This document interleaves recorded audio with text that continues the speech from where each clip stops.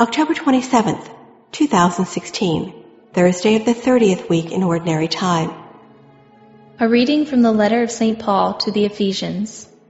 Brothers and sisters, draw your strength from the Lord and from His mighty power. Put on the armor of God so that you may be able to stand firm against the tactics of the devil. For our struggle is not with flesh and blood, but with the principalities, with the powers, with the world rulers of this present darkness, with the evil spirits in the heavens. Therefore, put on the armor of God, that you may be able to resist on the evil day and, having done everything, to hold your ground. So stand fast, with your loins girded in truth, clothed with righteousness as a breastplate, and your feet shod in readiness for the gospel of peace.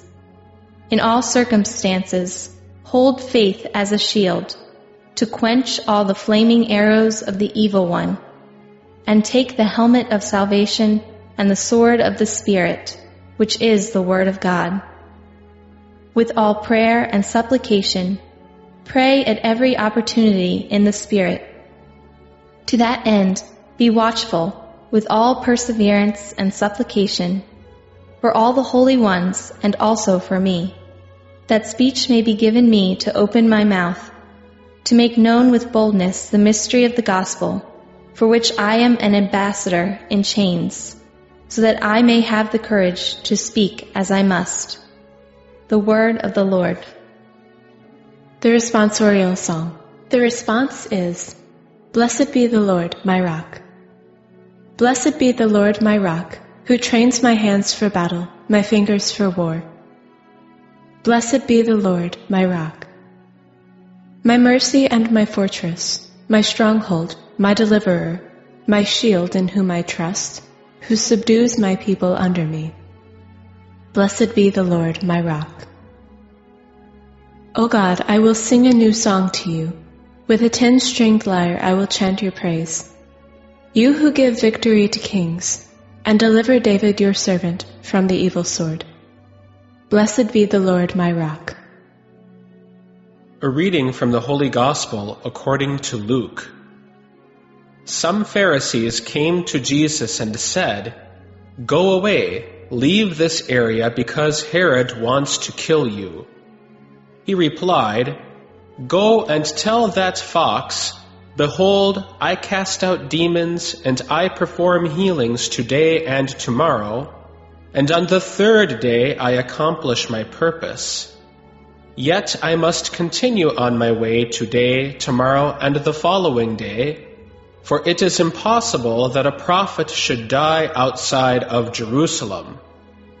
Jerusalem, Jerusalem, you who kill the prophets and stone those sent to you, how many times I yearned to gather your children together, as a hen gathers her brood under her wings, but you were unwilling. Behold, your house will be abandoned. But I tell you, you will not see me until the time comes when you say, Blessed is he who comes in the name of the Lord. The Gospel of the Lord. October 27th, Thursday of the 30th week in Ordinary Time. The first reading comes from Ephesians 6:10-20. This passage speaks about the spiritual battle in which we're engaged, that we're fighting not against earthly powers, but rather against spiritual powers that want to drag us away from the message of Christ, that tempt us to belong not to the kingdom, but rather to the earthly world in which our Christian values are no longer lived. We have to gird ourselves with faith, with charity, with obedience. These are our weapons against these heavenly creatures. And we shouldn't exaggerate this in the sense of thinking that there's a devil behind every corner. But we also should recognize that there are powers in the universe that are calling us away from what Christ called us to be. All of us know that we're engaged in a spiritual battle. Have you ever been trying to fast on a day during Lent, and there's a cherry cheesecake in the fridge? It all but calls our name. It invites us to have just a sliver. It tastes good. It won't be breaking our fast too much. We're called to temptation every time we're behind the wheel of a car and somebody cuts us off. We're so tempted to say the wrong thing. I often tell people, well, you might as well say a prayer for that other person because you're going to mention God's name anyways. Make it a prayer. We're tempted when we're watching TV and we see all sorts of programs that we know we shouldn't be watching, but we don't have the energy to change the channel. We have to be willing to fight this battle on a daily basis. The Gospel is from Luke 13, 31 to 35. The Pharisees tell Jesus that Herod wants to kill him. What's Jesus' response? I cast out demons, I perform healings. I'm not worried about him. I have the authority of God. And besides, it is decided that the prophet should not die outside of Jerusalem. Since chapter 9, verse 51, Jesus has been on his way to his fate, on his way to Jerusalem. This is 4 chapters later and he's still on his way. The message being, he knows what he's called to do and he accepts his fate. He lives in obedience to the Father's command.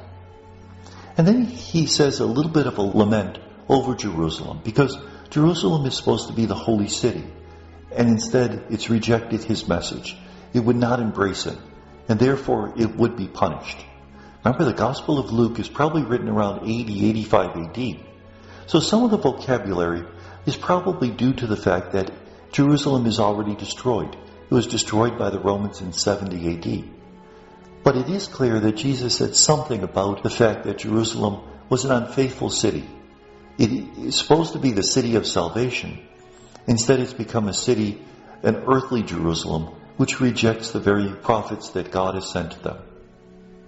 And may God bless us.